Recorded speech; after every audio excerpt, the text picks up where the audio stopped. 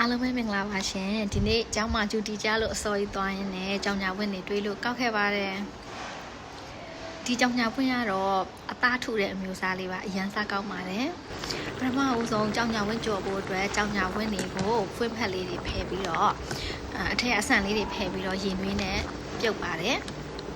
တကယ်လို့အခါကိုလုံးဝမကြိုက်ဘူးဆိုရင်တော့2ရေလောက်ပြုတ်လို့ရပါတယ်ဒါကတော့1ရေပဲပြုတ်ထားတာပါ10မိနစ်လောက်ပြုတ်လို့ရပါတယ်9မိနစ်ကနေ10မိနစ်ကြာပေါ့နော်အဲ့လောက်ပြုတ်တယ်ဆိုရင်တော့အခါရည်တော်တော်များများထွက်သွားပါပြီစကြော်တော့ပါမယ်ချက်သွန်ပြီးတေချာလေးစီတက်ပါမယ်သမင်းလေးထည့်ပါမယ်သူ့ရဲ့အသက်ကတော့ပစုံတော့နော်တကယ်လို့ပစုံမရှိဘူးဆိုတော့ပစုံရောက်တော့မရပါဘူးဒါကတော့ကျွန်မကြော်စားနေကြပုံစံလေးပါ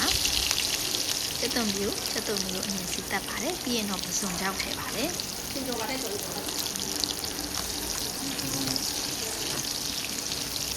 စုံကြောင့်လေးမှွေးလာတဲ့အထိစီတက်ပါမယ်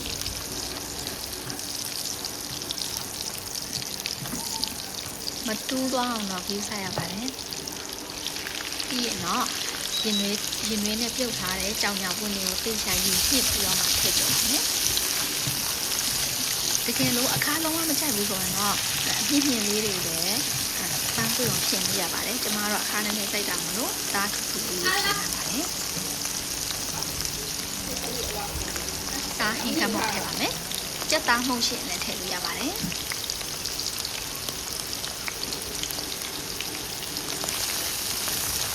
ပြီးရင်တော့အရင်ဆုံးကြောင်ညာပွင့်အောင်ပါနင်းပြီးတော့မှွေးလာရင်ဖြစ်ကြောပါမယ်